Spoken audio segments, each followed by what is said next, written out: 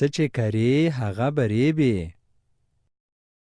په یوه ښکلي کلي کې یو مالداره دهقان یا بزګر اوسېده. دغه بزګر یو ښکلی غټ کور او ډېرې زیاتې پیسې درلودلې. یوه شپه 3 غله راغلل او له دغه سړي نه چې ډېرې زیاتې پیسې درلودلې، ټولې پیسې ترې غلا کړې. غلو ټولې پیسې په یوه بیک کې واچولې او د ځنګله په خوا باندې وتښتېدل. له څه مزل نه وروسته دا 3 واړه غله ډېر زیات وږي شول.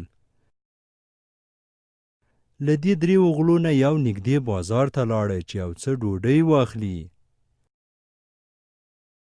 او دې 2 نورو کرارې ډډې ووهلې همالته کرار څملاستل چې له غلا شوو پیسو نه ساتنه وکړي. هغه کس چې بازار ته ډوډۍ پسې تللی و، په ذهن کې ډېر بد فکر ور وګرځېده. له ځان سره یې ویلې چې اوس به یو کار کوم. هغه په هوټل کې ښه ډېره ډوډۍ وخوړله، ښه یې ځان موړ کړ او بیا یې 2 نورو ملګرو ته هم ډوډۍ واخیستله. هغه د ملګرو په ډوډۍ کې ښه ډېر زیات زهر ګډ کړل. هغه فکر وکړ چې ملګري به یې دغه زهرجنه ډوډۍ وخوري او دواړه به مړه شي. بیا به له خیره سره ټولې پیسې ده ته پاتې سي او دی به یو ډېر پیسه داره سړی سي. له بلې خوا هغو 2 ملګرو تصمیم ونیوه چې کله یې ملګری له بازار نه راشي نو هغه به په ګډه سره همدلته له منځه وړي، یعنې مړ کوي به یې. بیا به نو دوی دواړه دا پیسې سره نیمې کړي.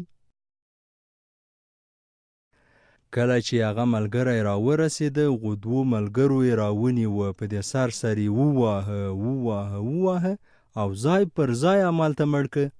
وروسته له هغې د 2 غلو هغه زهرجنه ډوډۍ وخوړله او دوی هم دواړه پسې مړه شول. بد خلک به بد مړه کیږي. له دې کیسې مو دا زده کړل چې که چیرې موږ بد کوو، همداسې بد به راسره کیږي. نو هېڅکله باید بد ونه کړو او نورو ته باید خیر ورسیږي. اوس نو تاسې ماته اجازه راکئ چې لاړ شم او تاسو ته یوه ښکلې بله کیسه را پیدا کړم. د خدای په امان.